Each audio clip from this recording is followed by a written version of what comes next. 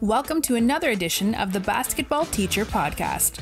Our mission is to bring you discussions on a wide array of topics in the coaching world to grow players on and off the court. You can connect with us on YouTube, Facebook, and Twitter, and also reach us directly through email at basketballteacherpodcast@gmail.com. Now, here's your host, Coach Mike Hernandez. Welcome back, everyone. Thank you guys so much for joining us here for another episode. Wherever in the world you're listening to us from, whatever platform you're listening to us on, as I say every episode, thank you guys so much for the support, the messages, the emails, the questions, all of the interactions that I've been able to have with you. I really appreciate you reaching out and us being able to have those conversations. And of course, for you to check out this episode. What we're doing today is getting into defense, a topic that I know a lot of you, including myself, are really passionate about. Love talking about getting up on somebody and pressure defense and all the really great things that go with that in terms of just the play style, the energy, and all that stuff. You guys know who are listening, how much fun it is for your players to really get up on somebody and apply pressure and kind of create chaos, so to speak. And so what we're going to do today is kind of talk about with my guest multiple pressure defenses and have my guest kind of share his expertise on running different types of pressure defenses and when he decided, certain defenses were going to work for his personnel, talk about the implementation of different defenses and everything about implementing a defense and practicing it and all the things that go into running it effectively in a game, whether it's sticking with one defense the whole time, switching it up, when to switch it up, all that great stuff. So we're going to be talking about defense in multiple different ways. So really excited, and we're going to jump right into it here with my guest. Just took a new position, head coach at River Ridge High School. Very happy to be joined by Coach Jason Vetter today. Coach, again, appreciate you being willing to come on here and talking to us. How are we doing today? I'm good. How are you? Thanks for having me. Quite well, quite well. Like I said, I love talking defense.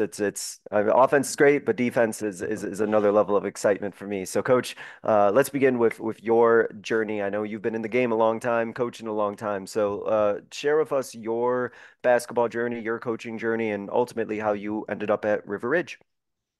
All right. Probably a very weird journey. I Okay. never played in high school. I actually got cut 3 times. And didn't play the sport growing up. Really started like it in high school. So my degree is in journalism. I was a sports writer for 5 years. I last worked for the Tampa Tribune, which isn't around anymore. Just on a whim, I didn't get a job I wanted at the Tribune and said, I'm going to give teaching a try. And I got a job at a middle school and they needed a basketball coach. So I did that for a year. And then a year after that, Hudson High School's job opened up and I applied. To be honest, it was probably one of the worst jobs in the state of Florida, which is why they hired me because I was about the only guy excited to be there. My first 4 years, we won 11 games total. That school had 2 winning seasons in like 34 years at that point. Mm-hmm. My 5th year, we went to the regional playoffs, which was the first time in school history. We went again the next year. Didn't make it the year after that, but the next 2 years we won the district championship, was their first district titles in school history. So after 15 years at Hudson, I took a job at Mitchell High School, and then this year going over to River Ridge, be my 22nd year, all 22 years in the same county.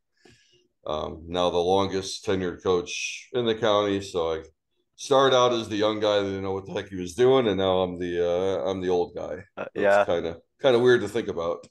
This is kind of a unique perspective, and you're kind of in a unique situation with your experience. What has been like kind of the difference or the evolution of the game in the area from how you've seen it from when you first got involved and first started to now? What things have changed, or has it been a big difference? Has a lot stayed the same? Well, what has that been like?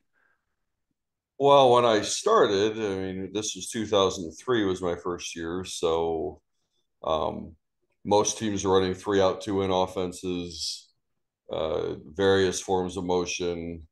I started out running Bo Ryan's 4 out, 1 in swing offense, and obviously people wouldn't recognize a 3-out 2 in today. Every now and then you might see it, but you're not seeing that a whole lot. Off season, of course, is way different because now in Florida, it's pretty much we can go year round. At that time, you're only allowed to do stuff in June. Hmm. Other than that, you could have open gyms, but you couldn't teach the kids anything, couldn't show them anything. I think how teams schedule now is differently. In Florida, we our playoffs year, if you win the district tournament, you make it. But then other than that, you have to be in that. You make it as an at large, so your strength of Mm. schedule is important. So now we can schedule pretty much whoever we want to throughout the year. They used to mandate who you played a lot more. I think we are definitely play a lot faster now Hmm. than when I started. Um, you were you were getting 50, 60 possessions a game, and maybe 65 possessions was a lot. But when I started now, I mean, it's 70, 80 possessions pretty routinely. So Yeah, speed of the game for sure, right? yeah, It's all it's the a lot changes you've seen faster. in basketball over that time, Yeah, yeah, and I can imagine even the level of 3-point shooting that you've probably seen from 2003 to now must have skyrocketed quite a bit. Oh yeah, for sure. I mean, we've always shot a lot, but definitely everyone else now is doing it. Yeah. Awesome. Coach, talk to me about culture. I'm always fascinated to talk about culture, and you're somebody with a lot of coaching experience. And so um there's a couple ways you can take this because I know that you're in a new spot here, but in general, what is the process for you when it comes to kind of building a program culture, and how does that actually look in terms of how that culture gets implemented and developed? Well, I think the first thing is you've got to get kids out there and interested in your program. Hmm. I've River Ridge won, I think, 4 or 5 games last year. Obviously, Hudson was a rebuild, and even Mitchell, when I got there, had been very, very successful for years, but they were coming off a really bad season and a talent level that was down. So I've kind of this is kind of my third time doing this, Doing this, yeah. where we've had to kind of build a program up, getting kids out there that want to be out there because around campus the program's kind of looked at in a negative light, so you've got to get excitement about the program. I think getting the right kids out there.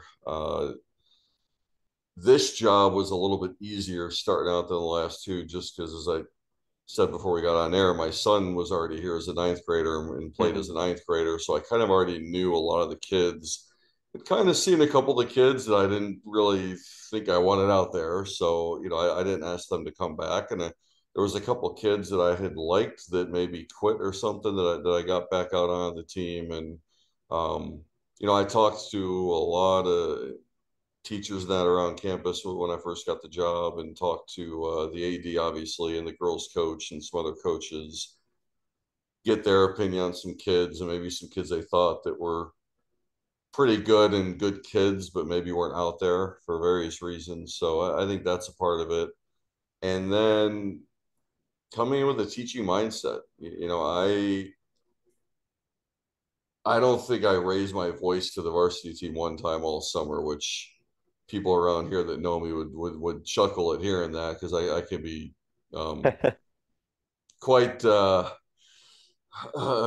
don't know. I think emotional is a bad word, but I definitely get my Vocal, point yeah, across. Let's put it that way. yeah, yeah. But you got to understand the situation you're in. You're a team that didn't win a lot, so you gotta keep it positive around them. You got to encourage them to go out there and try different things and be okay with making mistakes. You got to be okay with the learning process as you're going.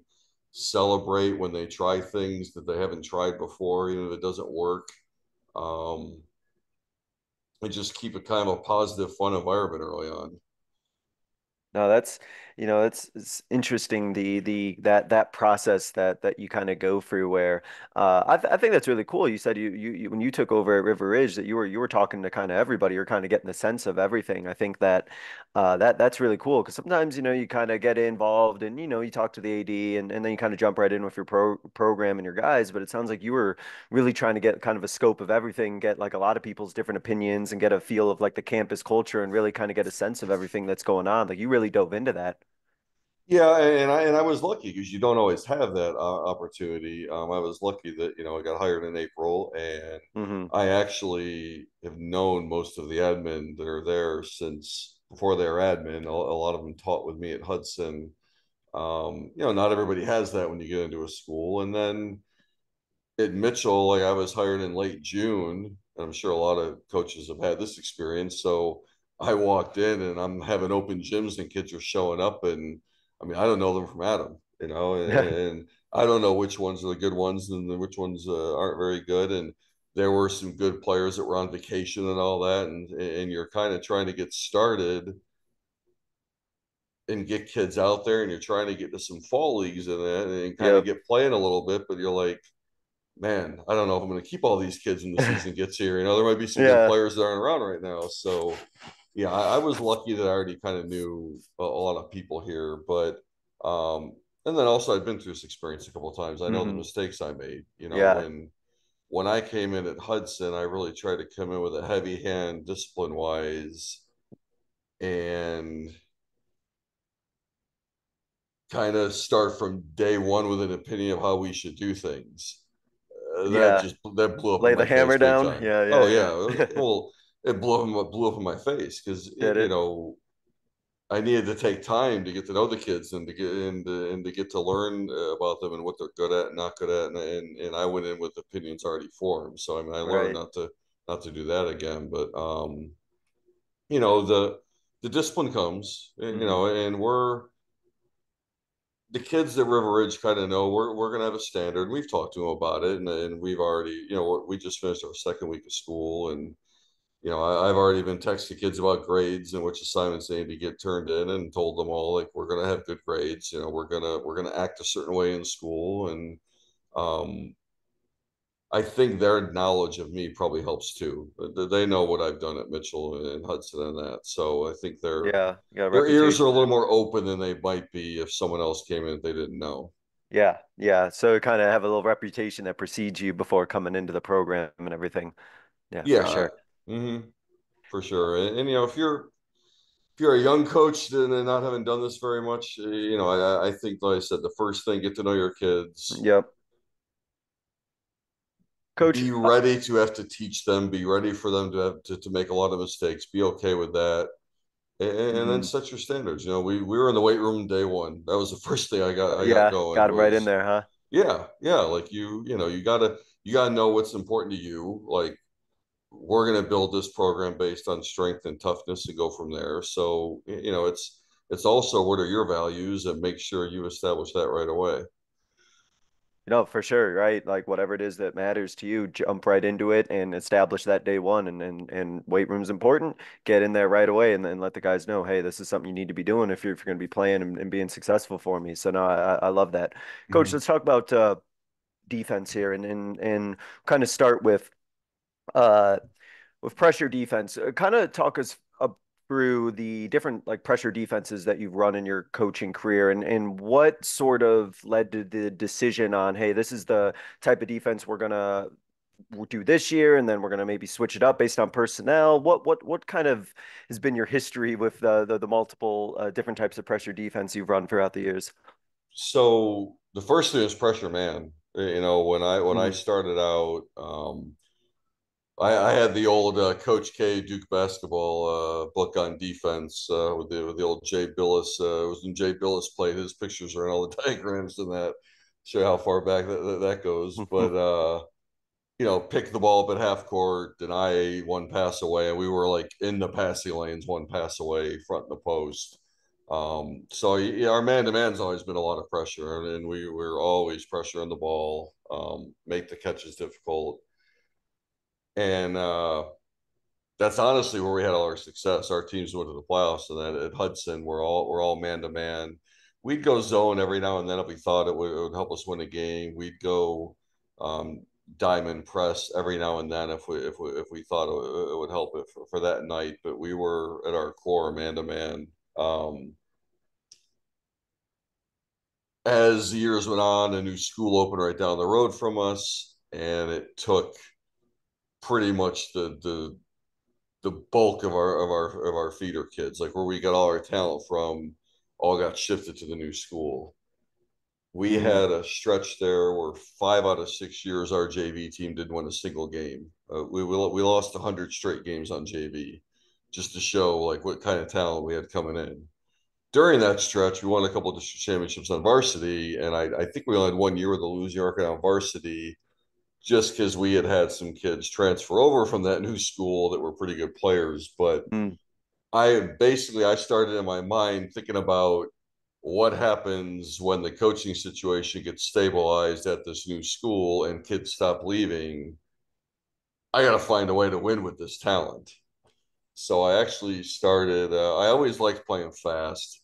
I loved Paul Westhead's Loyola Marymount team. It was one of the first teams I remember watching. So I started learning more about him. I bought his video. I actually had heard about Grinnell College, and I bought Dave Mm, Arsenault's video, and I bought yeah. a book about that system, and just started thinking about, could we do this? Because Grinnell does what they do because they don't have very much talent. I don't think pressing is just about when you have athleticism and talent. I think it's also, if you have way less talent, it is a way to try to level the playing field. Um, so I think it was probably like year 13 at Hudson. We started to run a lot of half court traps as a way I tried to speed the game up.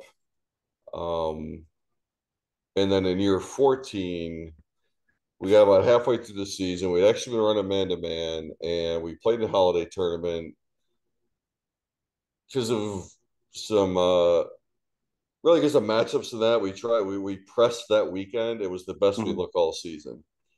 Really? So I just said the heck with it. We just ran diamond, dropping into man. We ran that the whole rest of the season, did pretty well. And then the next year, I just said, you know what? The heck with it. We're going to give it a try. And we went basically Grinnell light. We trapped every inch of the floor, all 94 feet. If you were making a side inbound against us, we are going to trap that. And underneath that basket, we are going to trap that. I mean, we subbed 5 for 5 every minute and a half, 2 minutes. Um, and that year we averaged 88 points a game. We won 17 games with, we had a couple really good players, but then we had a lot of kids that had not been very good at all, but we taught them how to shoot and got them to be aggressive on defense and try getting past the lane. So um, that was kind of the first time we went like really all out with it. That's really But cool. I was yeah, just gonna but say that's there's such an interesting way to play, but continue. well, I say, but there's the other side of it. You sure? We gave up 114 Yeah, points in the yeah, regular season game. yeah. We lost in the district semifinals 100-98 in regulation. And had I come back to Hudson, we were going to do it again, but we realized like, okay, we can't just run the same defense all the time, Mm, because the good teams, once they figure out how to start beating you, that's it. they're Yeah, just killing you on that end. And if right. if we stop making threes, then we're in trouble. So we had planned on switching defenses a lot, or maybe sometimes trap, sometimes not trap, different areas, like just kind of have a lot of different calls in that. But then it being the year that I left and went to Mitchell, so we were kind of starting over at Mitchell. But we did the same thing. We trapped all game long. We weren't um, quite as crazy with it. Weren't trapping everything. We would drop into man sometimes. But really, year 2 and 3 at Mitchell was where it all kind of came to a head, where we were running full court man, diamond, run and jump, 2-2-1, every now and then we'd throw a zone out there. We were running man in the half court. We would trap in the half court some. We just did a lot of different things. So So let me pick your brain, coach, first. There's a lot here because you've thrown a lot of defenses in your time, and I wanna talk about.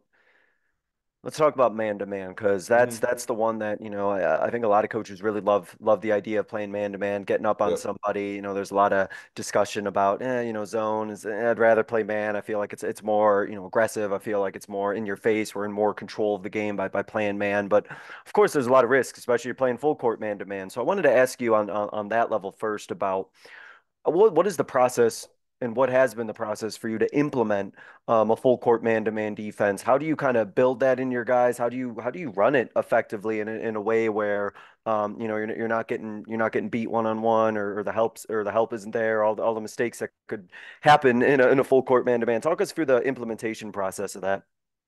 So with full court man, I think the first thing is like in the off season, we'll do it every game. We'll go full court man, and believe it or not, I don't really spend a lot of time in the off season worrying about the success or failure.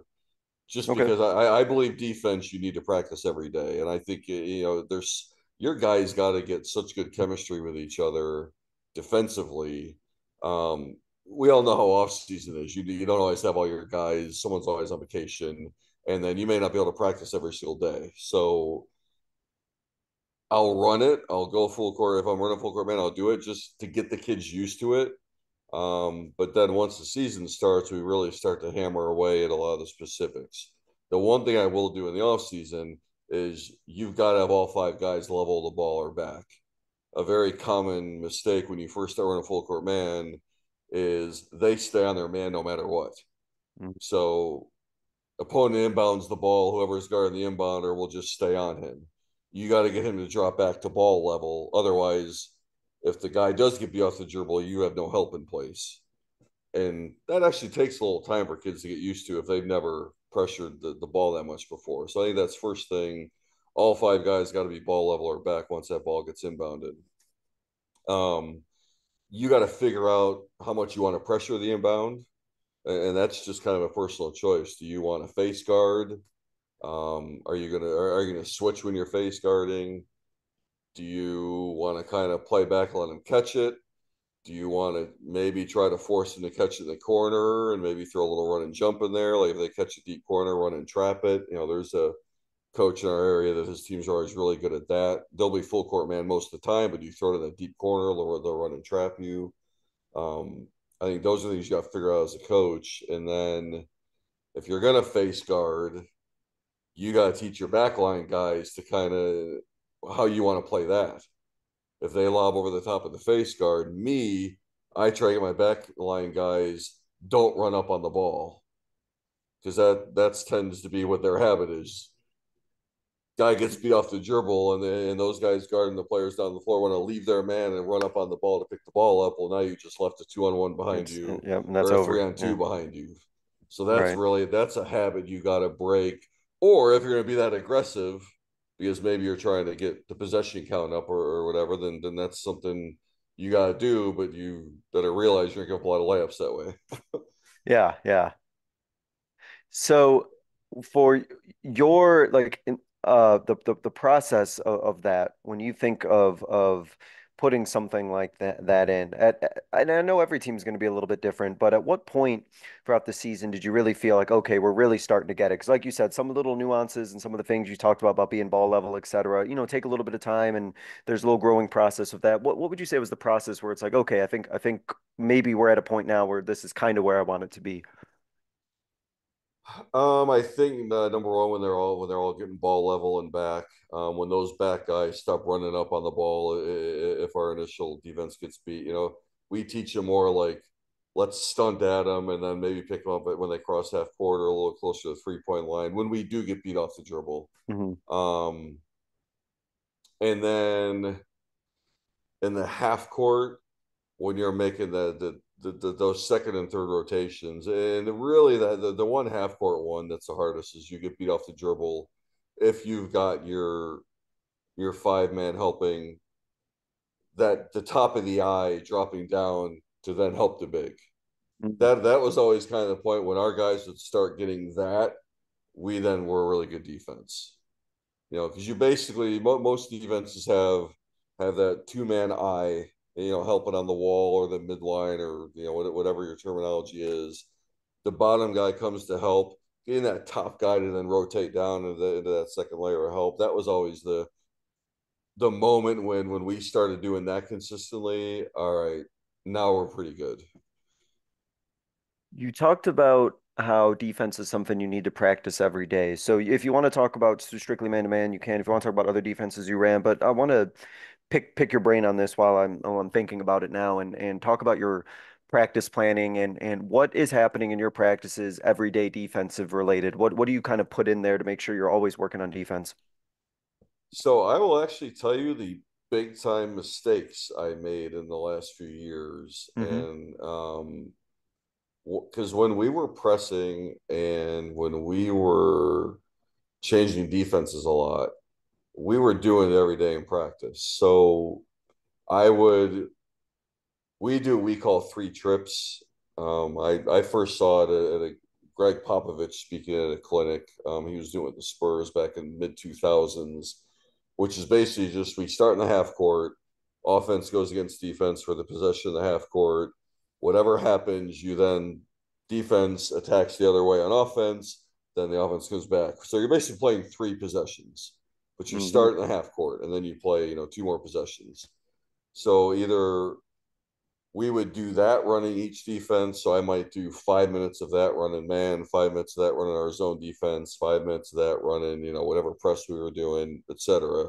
Or we would do 1 and 2 minute scrimmages when we were really going full bore, you know, Grinnell type ball. We were doing a lot of 1 and 2 minute scrimmages.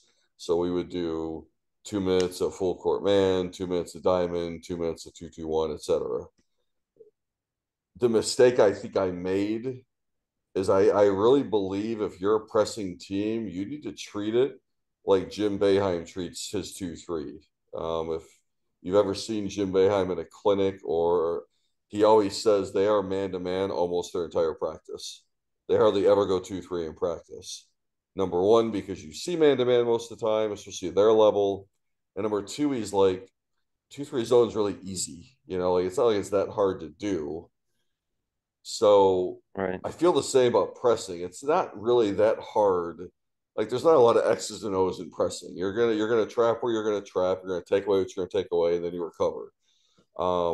The mistake I made is not doing enough of the man-to-man practice in practice because we lost all our fundamentals. You know, and I'm giving you a really long answer here, I know, No, but no, no, that's fine. when you're pressing, there are a lot of times in the game where your one guy has to stop the ball. So it still comes down to being able to guard the ball one on one until the next guy can go over to trap. You know, you've still got to be able to rotate effectively.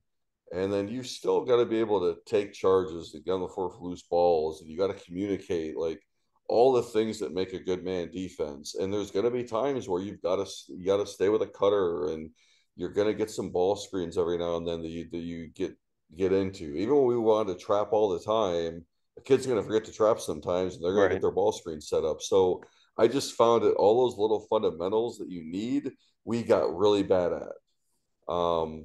So the last couple of years, we started to go back to just a lot of man to man in practice and working on all those things. So to your next point, we start off every season really at basics. Okay.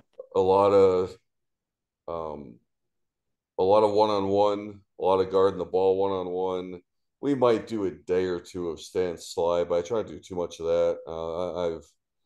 I do agree with a lot of Chris Oliver's theory about having a defense out there and putting decisions into everything you're doing. If people listening don't know who Chris Oliver is with basketball immersion, look him up. He's amazing. Um, but we really work a lot on guarding the ball, staying with people one on one, and building out from there.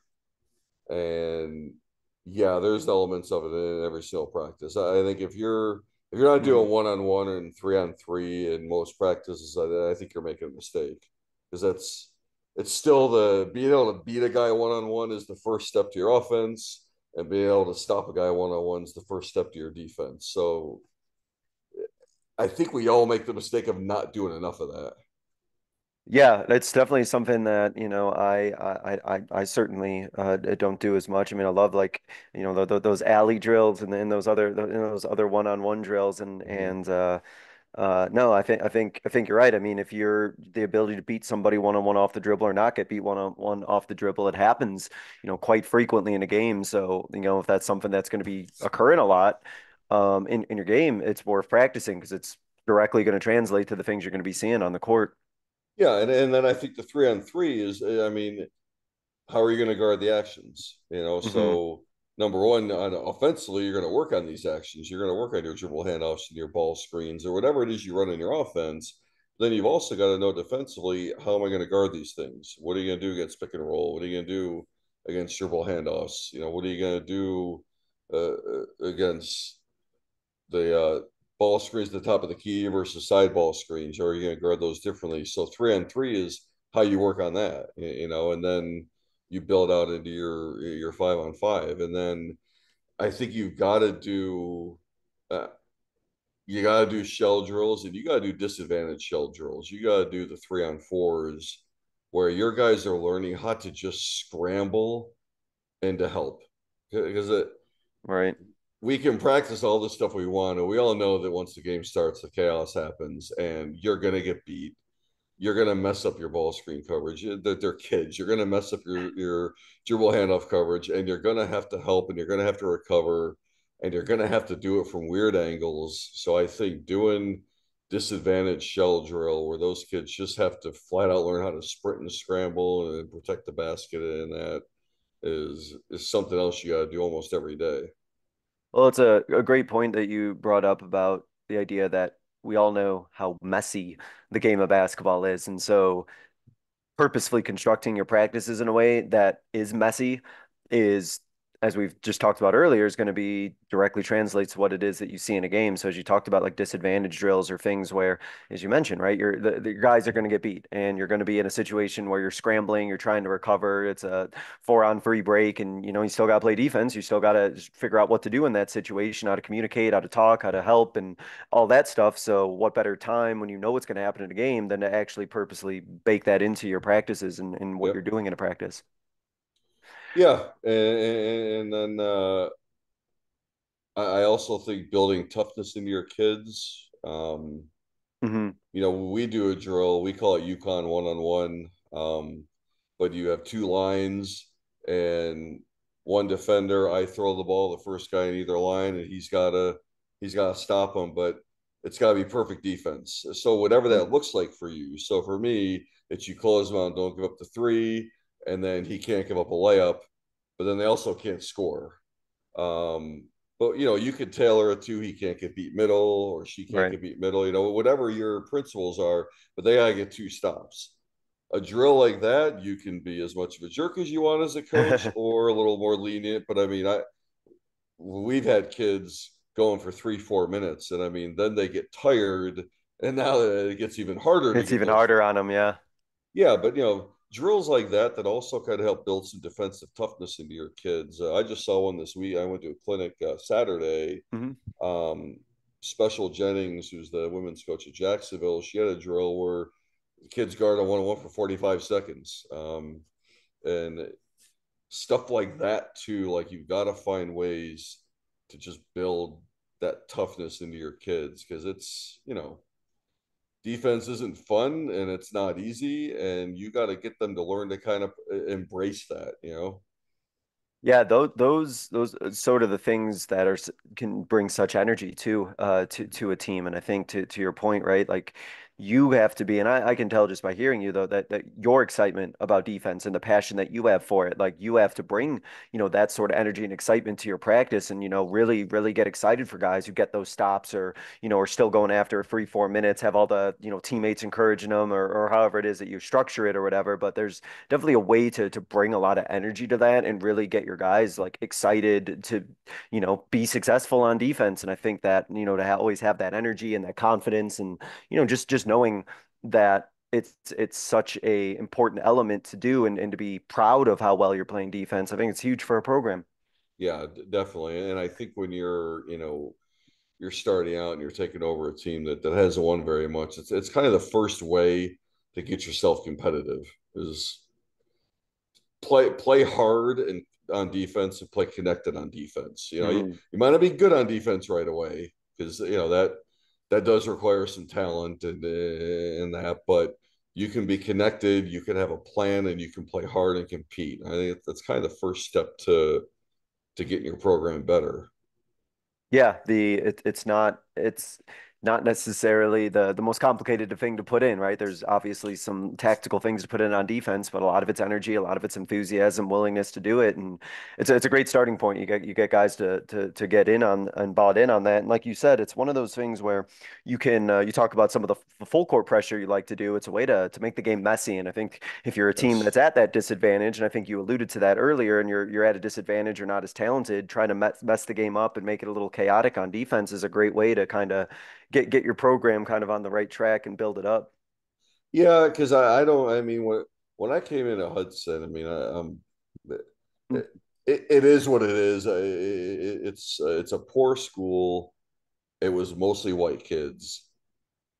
Everyone that coach are kind of done the same thing: 2-3 zone, 2-3 zone. Sit Mm. back. It's just not my personality.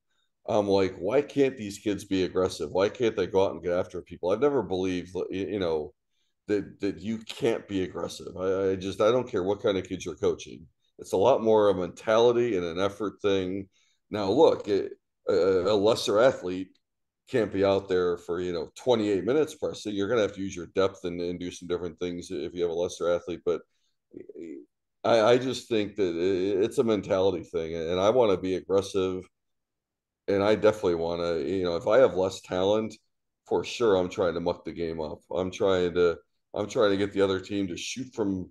They might get open shots, but they might be open shots from spots they don't normally shoot at. I'm trying to throw weird looks at them. Just yeah, because I just believe if the other guy's got more talent than I do, and I play the game the same way he does, they're going to win. So More gotta do often than something not. different. Gotta muck it up a Yeah, little bit, make it uncomfortable. And I'm sure your guys are just a lot more excited to play a game that way than sitting in a 2-3. And it's just a dull way, I think, for your guys to just sit in that the whole time. At least, they feel like they can be the aggressors, they can be doing something, they're getting out there and making them work. And the score is what it is, but it's you feel like you're taking charge of what's happening on the court rather than just settling into a zone and just, letting the other team try and pick you apart. yeah, and I think also because we actually ran zone a decent amount the last 2 years. Funnily enough, 2 years ago when we started running zone, our offense got better. I didn't really do it for defensive reasons. Our Yeah. offense just got a lot better. We were playing man to man the first half of the season 2 years ago and playing great defensively, but we couldn't score. And we almost on accident ran a zone one game. We played really well, and I don't know, we just played better in zone. But when we got in the playoffs, we ended up having to go man to man. So it's still when it came to winning time, we had to go man to man in order to win some games in the playoffs. But like in Florida, we have no shot clock. So Mm, when you're playing zone, you play a that's team tough. that's patient. God, you're on defense Yeah. for 35, 40 seconds Oh every yeah. time. And our It's a kids like to grind. get up and down the floor offensively. So we're shooting within 10, 15 seconds. They were on defense for 40 seconds. And Oh that's yeah. just, Yeah. it's not a I've fun been way to there. play. Yeah, I've been there for sure. Yeah. Talk about coach with a zone when you're getting up on a team on a zone, whether it's a diamond or any other press that you like to run. I want to ask you specifically about what goes into teaching your guys and training your guys about how to rotate, how to trap effectively, and stay disciplined where they're being aggressive, but also getting the outcomes you're looking for on a zone. What has that process been like for you over the years?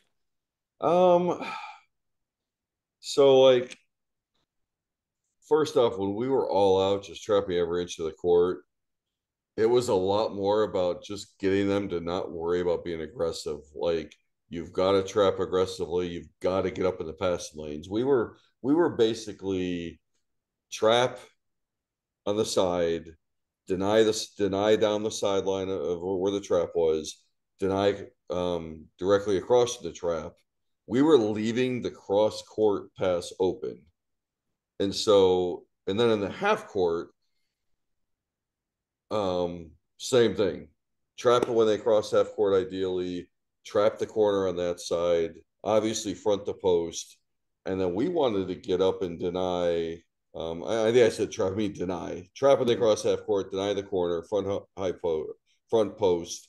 And then we wanted to get up in the pass lane of that pass directly um, across the court. We were leaving the high post wide open. Ideally, getting kids to do that is not easy because they're used to sinking back in every defense they play. They're used to sinking in help. They're used to never leaving the high post open. So I think the first thing is, depending on what you're taking away, you might have an adjustment because you're asking kids to do something they're not used to doing. Yeah. If we were in a traditional diamond, first you got to figure out when the ball gets in, you trap. Are you going to deny the inbound passer when he steps on the court, or are you going to deny that deep, that cross court pass down the floor? Because you can go both ways with that, or are you going to get really crazy? Which you coach girls. Mm-hmm. Are you going to coach? Or are you going to deny inbound cross court and sideline and leave the deep girl open? Leave the deep one open. Yeah. Yeah. Well, I saw a team do this one time to our Hudson girls. We had no one on our girls team that could throw that baseball pass or Make that make pass. that 40-foot pass. So Uh-huh. I always thought with girls, that's something to explore. If they test them and see if anybody that can make that deep pass. So that's kind of the first thing. So if you're going to take away the inbound passer, once that ball comes out of the trap, those guys got to sprint like mad.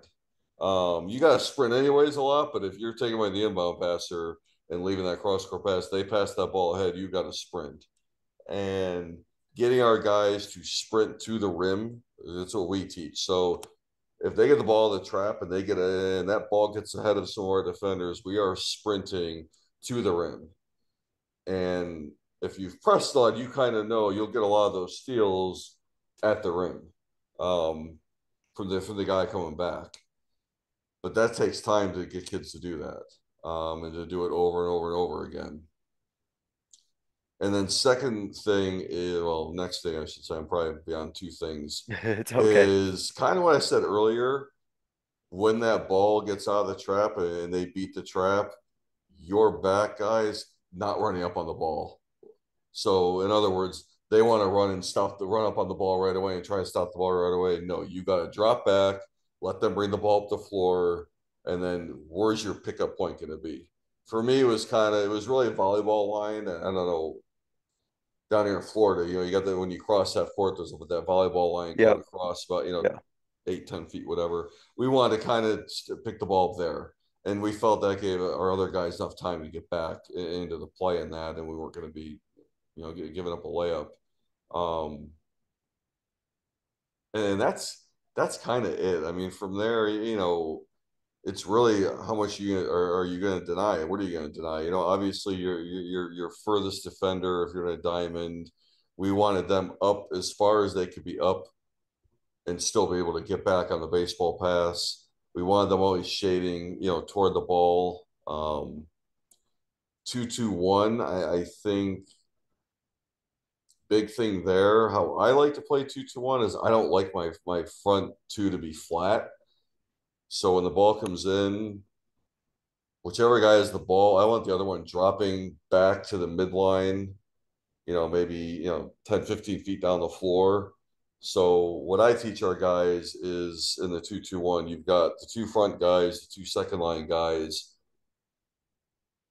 The guy on your side, you're basically connected by a long stick that can't break. So the guy that's directly, so if you're the second line guy, the guy directly in front of you, if he moves up, you move up. If he backs up, you back up. So when the Right. ball comes in, we pick the ball up. The guy right behind the front line guy, that second line guy, he's going to move up a little bit on that sideline, the side of the ball. The other two guys are going to drop back on the midline.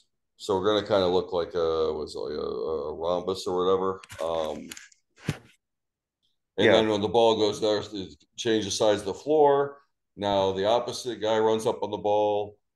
The second line guy that was behind him is going to now move up to that sideline. The other two guys are going to drop back together. I think a lot like soccer defense, keeping your shape. When you're in Yeah. a Yeah.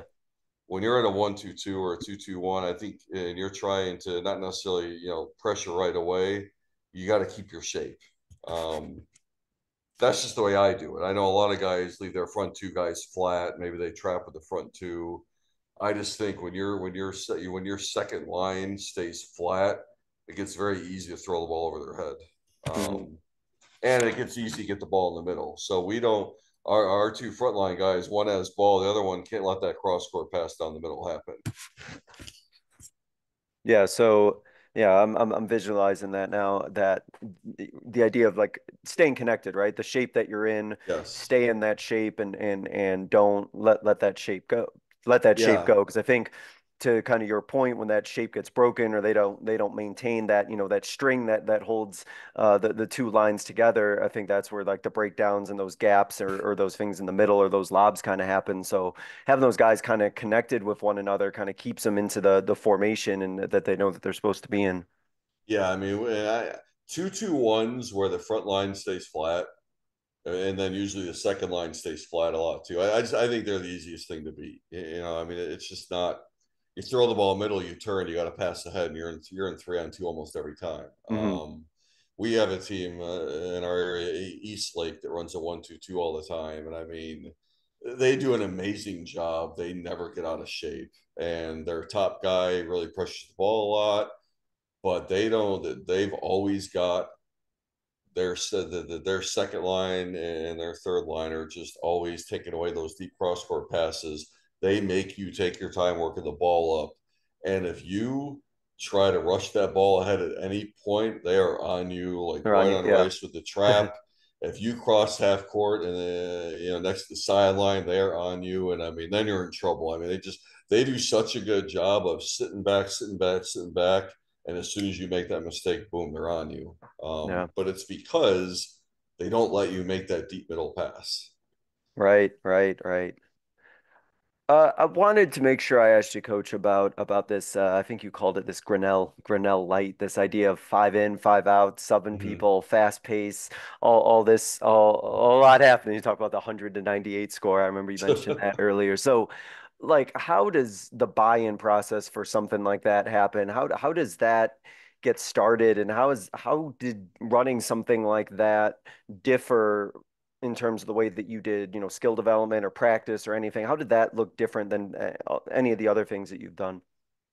So the buy-in is the hardest part of it. It's the biggest negative, and when you when you decide to press and play that way, I don't care what type of press you're running. You decide to play that way all game, every game. I don't know if you find this, every time you lose, it's because of the press. And Mm. you just get to get used to that as a coach. And every game you lose, either the players or the parents think it's because you press too much. Yeah. Because we'd be undefeated because I'm an idiot. I know I can go undefeated running man, but I choose not to. I want to press and go 14-11. But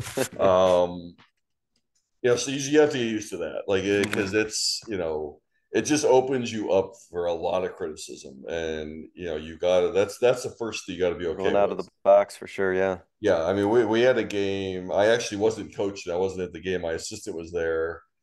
We won. I think it was that season. We won like 92-90 or something. But it was 8-0 to start the game, and our opponent literally had four wide open layups. And I'm talking they took the ball and dribbled right down the middle of our defense for layups 4 times in a row. I mean, it was awful. I mean, not how you want to play defense, but like you're gonna have those moments where you're gonna give up wide open layups. You're gonna give up, 10, 12 point spurts, and you just got to be okay with it. Like, and as a coach, you know, it's really difficult because especially you're a guy that's used to coaching man to man, and you make them fight for every inch of the court, and now you're just giving up so many areas of the Just, court.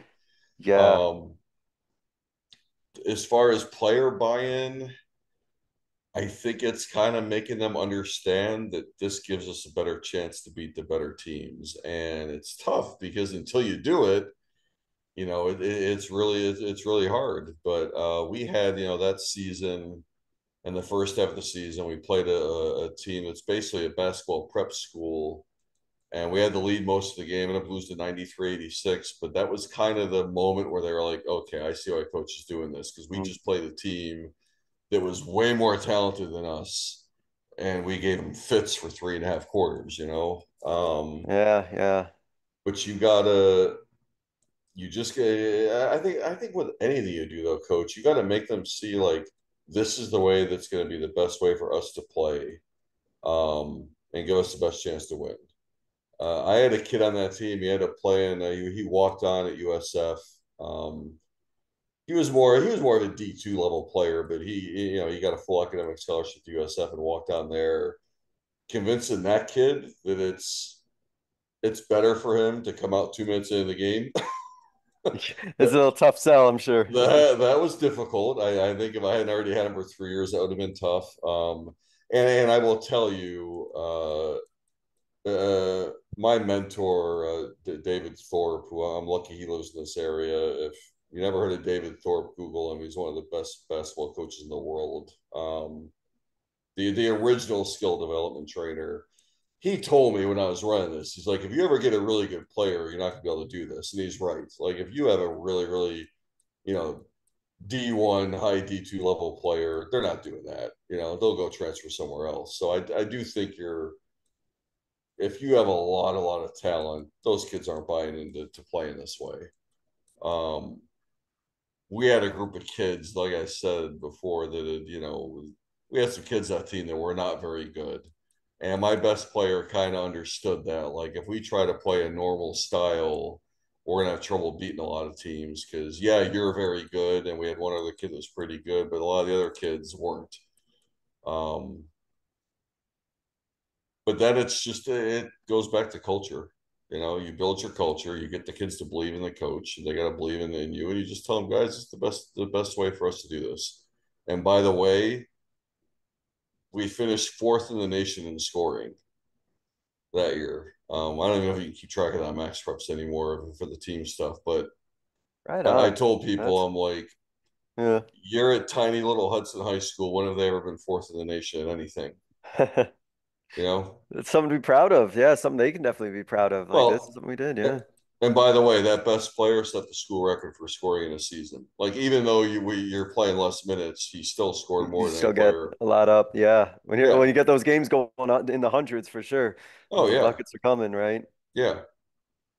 What what do those practices look like? How did you have to change your the way that you ran your practices, the way that you did things when you knew that this was completely different kind of style than a traditional man to man or traditional sub in one guy at a time, two guys at a time. How did that practice structure go?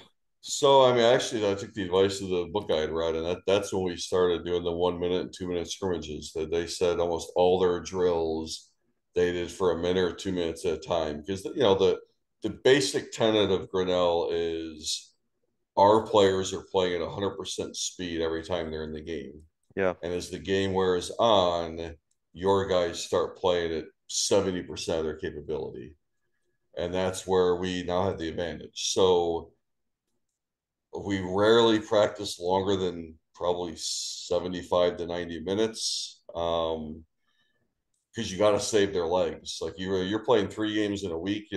Oh yeah. That year I think we averaged. I'm trying to think back. I think close to 90 possessions a game. Us. So the opponents that too. Our games were 160 to 180 possessions. Yeah, you gotta save I, that's a lot of leg use. That's a lot of yeah, I gas think tank you need to have. most teams are probably 120 to 140. So we were essentially playing a fourth game every week. Oh yeah, So you got to keep that in mind, and then yeah, keeping all your drills quick because you're trying to teach your players to go full speed for 2 minutes, and then you come out of the game, the next five are going in. yeah. Um, so I think this was every single game we played against a team with a winning record that year, we were down double digits in the first half. I mean, Mhm. if I remember correctly, when I look back at our numbers, I think every single game. So basically, every time we played a good team, we were down double digits in the first half. That's just how those games win. Yeah, And our yeah. our whole thing was to run that possession count up as high as possible in the first half. Because once we got to the point where your players had played that 120 to 140 possessions, just how their bodies have been programmed, the game's over at that point. Hmm. Now we're midway through the third quarter. Yeah, yeah.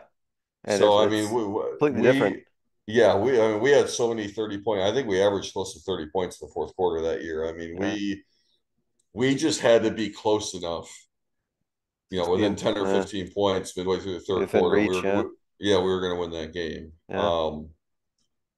But really, the practices were simple. I mean, it really was. We would do about 40 minutes of shooting at the start, a few of those scrimmages, and we'd be about done. Hmm. Um, but as I told you earlier, if I had to do over again, I'd have probably do the 40 minutes of shooting and then all man to man work and then go into the game Go in the game. and Yeah. Let me ask you, Coach, about the idea of in-game situations and the little chess match that goes on to, and this is probably not necessarily when you're running the Grinnell light, so to speak, but when you're running, the more traditional defenses, yeah. so to speak. When you were making the decisions about switching up defenses mid-game versus, sticking with a defense for a elongated period of time, what kind of went into that mentally? How did you kind of know when it was time to, just pull the plug and or switch things up for the sake of switching things because we needed to and get a different look out there, or hey, we're going to stick with this because this is going to work and we're not going to switch out of it. How does that process go? So just real quick, yes, if you decide to go Grinnell Light, you're just doing it all the time and you're gonna Yep. live with the results. You're living with Yeah, that is there your is that no is your style. There's no yeah, switching there out. there is no coming out of it. Yeah, yeah. So I had one year at Mitchell where we actually kind of had a group of players that were better in the diamond and then a group that were better in 2-2-1. So it was more the grouping of players that would decide it. But then, generally speaking, how I tend to look at it is once I think the opponent's getting comfortable against what we're doing, then we're going to switch. Hmm. Hopefully, not too late. It's you'd rather do to switch a possession early than two or three possessions too late. But not necessarily when they score. I don't think because they score means they're comfortable. But I think once you can kind of tell when they're starting to get in their groove and when their offense is starting to get some rhythm to it, that's when you want to switch. Yeah. Opponent too, I think dictates it. We did have one game last year. We played a team. I think it was our second game of the season. They had a kid that was kind of new to them that year. Goes out, it's 12 threes against us. So, I mean, no one knew. We didn't know about this kid, and so we actually played that team a week later. And we had that game when he had 12 threes against us, we had run our zone and our man. Um, neither one worked. So we just decided we're just to try to keep this kid off balance the whole time. Hmm. So we were literally switching defenses every chance we could. Um, just any dead ball for sure. Anytime we scored, we were switching it. Um, and it worked. I think that game he had, I think, one out of like four or five. Um, Unfortunately, a bunch of other guys had shots, so we still lost. But Yeah. we, we I That mean happens. Yeah. we played a lot better. It was at their place too. That second one, we played a lot better. But I do think sometimes your game plan can dictate what how much you're going to switch and that. I like that idea though that you mentioned of like, you might have certain personnel who can do a 2-2-1 better, and then you have a different, group that might be better at a run and jump, or have a different skill set. Like depending on the personality that you have on your floor, you don't necessarily have to say like, hey, every group has to run the exact same defense. If you got, a certain matchup of guys or girls who you just know can gel better, or just Yeah. stylistically it just works better to run one thing with another, and one with another group. Yeah, for sure. And you have some kid, there's kids out there they play better in a little bit of a more controlled pace than that, and then there's kids that just want to that they play better in a little bit more of a chaos. So or my 2-2-1's designed more to slow them down, bring the ball up the floor than it is to speed them up. So if I got players that play better that way, then yeah, Yeah. that's more the way for us to go. Let me ask you, Coach, before we hit our concluding segment, a couple quick questions I was curious to kind of pick your brain on, and I wanted to ask if you were to give advice to a new coach, a young coach who's just starting, and they're gonna put in whatever it is they're gonna be putting in defensively. What is I know there's so many things, but what is one thing in particular you would tell that coach to either be mindful of or be aware of as they're starting to put in whatever defense they're gonna put in? Stick to it. I like that. Yeah. Well, especially if they're a new coach, and depending on what type of talent they're taking over, it's going to go badly. There's going to be things that go wrong, and the minute it does, everyone's going to tell you, you should switch it up. If you're man to man and it starts going bad, gee, coach, maybe we should do zone sometimes. If you're pressing, like I said, if you're pressing, they're always going to tell you it's going wrong if you're not playing well. If you're if you believe in zone, my former assistant who's now the head coach where I just left, he loves zone. If you believe in that and it starts going bad, they're going to tell you should be man to man. I think stick with it. It takes time. Defense is the I mean our game is the ultimate team game, but boy, defense really is the ultimate team game. Your five guys have got to get connected out there and know where each other is, and so much trust is involved. Yeah. And it's a lot like a defense in football. Defense in football is you got to do your job and trust the guy next to you to do his. It's the same principle, and let it happen. Like take the time to let it happen. Like if what you're doing is sound and you're coaching it well and you're practicing it well, eventually it will start to work the way you want it to. Just stick with it. It's really easy, I think, right, in this coaching profession to be very reactionary and want to Yeah. switch things up, quarter to quarter, game to game, throw everything away. But that to your point, right? You believe in something, you kind of stick with it. And it definitely is hard because you mentioned the point, right? If things aren't going well, everybody's going to tell you, oh, do this, do this, do this, or whatever. But I think with anything that's it's a process, especially if it's something new. And you know this too, because you've been through it, right? When you're putting in something new or something that's different, there has to be a growing pain with it. It's going to be a little uncomfortable or sloppy at first, but sticking through it and seeing it through to the end is where you really, see that it works or it's effective or it isn't, but you don't know it until you've kind of seen the process through necessarily. Oh, exactly. And you'll be fine. You know what I'm saying? Yeah, Like yeah, you yeah. you will put a product on the floor that is competitive, that looks organized. Like eventually that will happen. Now, I think once you do that, now you got to start to figure out, is that the best thing for us? Is that the best thing in our league? Because by the way, once you go from being bad to mediocre to getting pretty good, now it's about how do we beat the top teams in our league? Mhm. And then your conversation becomes different. But I just think when you're starting out, yeah, stick to it. It'll start to work. You'll start to look organized, and then as you get better, then the conversation becomes different. One more defensive related question, Coach, before I hit the concluding segment with you, and that is communication. Everyone wants their team to talk more. Everybody wants their defense to be talking more. What, in your opinion, is the key or something that coaches can do to build up defensive communication? Oh, gosh, that is definitely the hardest thing. Isn't it? Yeah. I think I think it starts in practice. I think creating the talking in practice, not just on defense.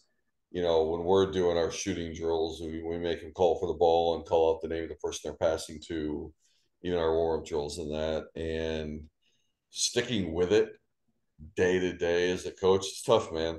You go through a long season.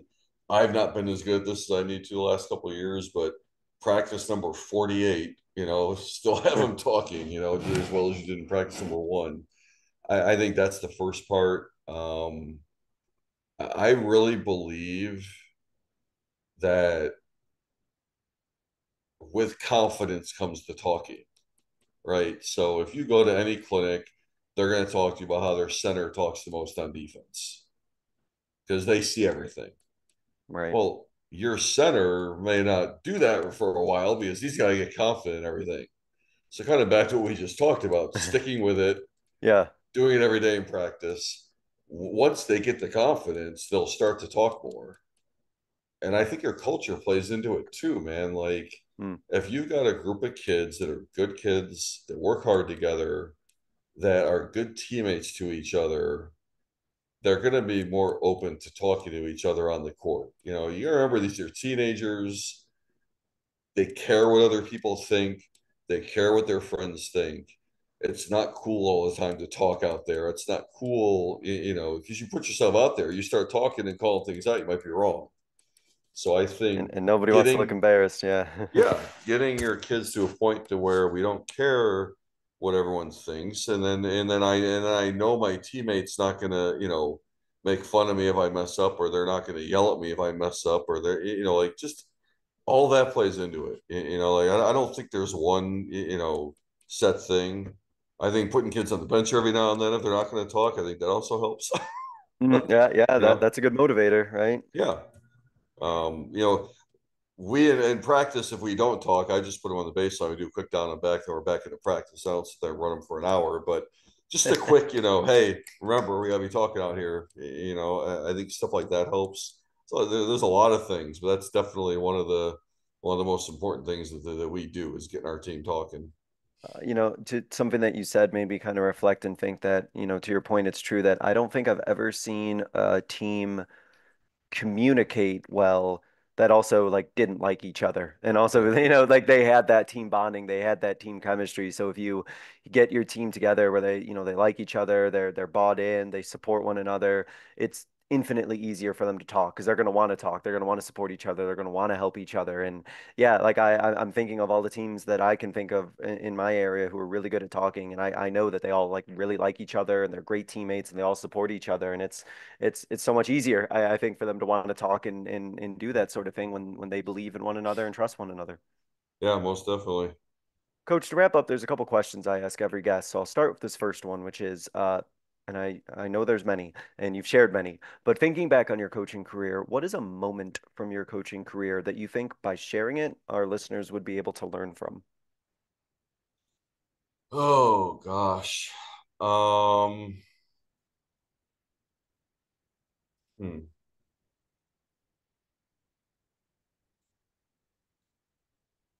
So I'll say this. Okay. I don't know if I can think of one exact moment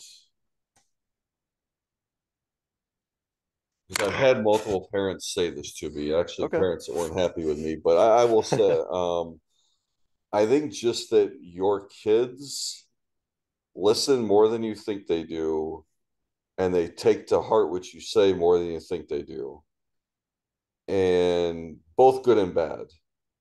Because I've had players that I didn't really, that for whatever reason, I didn't really think I made much of an impact on. I get a letter from 10 years later that I did. And I've also had players that I know I've said things that I wasn't very happy about, and it really hurt them. I would just say that because early in my career, man, like I said, we won 11 games my first 4 years. That wasn't just talent. That was me having no idea what I was doing and not being very good at what I was doing. And I think the biggest mistake I made then was not connecting with my players. I was lucky enough to have a family come into our school, and I coached both his sons. The dad ended up becoming my assistant coach. He became my best friend, passed away a few years ago, but he taught me that when he came in, like how I treated the players mattered, how I connected with the players mattered. At this point in my career, I'll say that is the single most important thing over all the X's and O's and all that is how you connect to your players. So I just think be careful what you say and how you say it because it affects the kid may not show it affects them, but it is. And when they go home, they're talking to their parents about it, and that's just the thing that shows me it matters. If they're going home and Mhm. talking to their parents about the things you say, then you know the things you say matter because teenagers don't talk to their parents about much. So I think that's the biggest. That's probably the best thing I could say to a coach is watch how you talk to them. You know. Yeah, everybody's watching, everybody's listening. The kids notice everything. That's something that I have definitely found out teaching and coaching. Like I've had, and I'm sure you've had this before, right? Where a kid will mention something that maybe you said like 2, 3, 4 months ago, and they never forgot it. And like Yeah. you said it off the cuff, or you completely forgot it right after you said it, but that might be like the one thing they remember. And I know for me, it's made me a lot more conscious of what I say because I've had girls. Luckily, it's been pretty much all positive, but like say like, hey, remember when you said this, or remember in a practice when this happened, or in a game you said this. And I'm like, man, I have no idea, but you definitely did. So they're listening and they remember. Yeah. Yeah. For sure. To wrap up, Coach, I give what I call a 60-second soapbox to every guest. You can go over 60 seconds because I'm not going to time you, but I like to give this to you as a way to kind of give a final thought, a closing message, a final idea. You can take it any direction you want, basketball or coaching wise. It is your soapbox after all. So I'm putting you on the spot one more time, Coach, and letting you get on your soapbox and take it from here. So I think the tweet you saw mine was about the recruiting thing, and I guess this is what I'd say. My biggest pet peeve is adults that validate their identity through the success of the kids they coach or their children. And you see it in our youth sports, you see it in high school coaching. I think in high school coaching, you see it most directly in the recruiting thing that guys go out and do that and because they think their win-loss record is the most important thing. And then that same guy, when he doesn't have good talent, you know, has no idea how to actually teach a kid how to be a better basketball player. But I think youth sports, especially, you're a dad coaching 8-year-olds. Why are you worried about whether or not you win? And if you're a parent, why are you worried about if you win? Your worry should be teaching the kids and growing their love of the game. Every kid on the team. And that just doesn't exist in our society. Our youth sports are a mess right now. Probably, maybe they always have been, but we are so focused on the result of the game. We're losing the point of what they're out there for. And when my son was 8 or 9, he played in a basketball league. He was the tallest guy. Every team runs 2-3 zone. I'm not sure my kid touched the ball 10 times that season. Because if you've seen little kids play, you know exactly what I'm talking about. He was the big guy. They stuck him by the rim all season long. The chances of the kids getting the ball down there are slim to none when they're little. And if he did get it, he got swarmed by 5 kids, immediately threw the ball back out because he was never allowed to play anywhere else on the floor. What did my Mhm. kid learn that season? And I'm not just saying it's my kid. Think of how many kids go through a youth season and they're stuck at one position. They're never allowed to handle the ball. They're never allowed to shoot the ball from different spots. The same kid dribbles the ball 90% of the time because he's the good player. And no one gets better. No one learns how to play. And a lot of kids stop playing. And kids stop playing that might have been good players in the future. They're just not there yet. So if you're working with kids, teach all your kids. Let them all handle the ball. Let them all shoot the ball. Let them make mistakes and grow into the game, especially when they're little. I was out to dinner with a bunch of guys a couple weeks ago, and some guys talking about a group of 9-year-olds he coached back in the day that went undefeated. And I'm just like, who freaking cares? It's kind of Who kind of cares sad. It that your wasn't a way group to keep of bringing that up. But this is what we worry about. This Yeah. is what we worry about. And we don't teach kids all the skills. And I'll leave you with this. Hmm. I know nothing about Andre Drummond and how he was brought up as a player, but Nikola Jokic was allowed to do everything on the court when he was young and learning how to play the game because that's how Europeans raise their players to play. Do you think Andre Drummond was allowed to do that? The guy was in the NBA shooting 40 some percent from the free throw line. He was probably always the biggest guy, stuck around the rim, dunk and get rebounds, don't do anything else. Well, imagine if when he was little, someone taught him how to do all the other stuff on the court. You know, and I'm Yeah. just pulling one name out of the, Sure, sure. out of the sky, but you get the point. Like David Thorpe said the greatest quote I've ever heard. And when I was watching him train some of his pro players, and he just said, "I'm not a skills coach. I'm an inspiration coach." That's what we should be focused on with kids, man. That's awesome. Inspire them, grow their love of the game, let them do all the things out there on the court. And when they get to high school, we will have a lot more kids that know how to play versus just two when the group of kids goes into high school. So that's my Hey, soapbox. Dads, move the kids around and let them all play all the positions. yeah.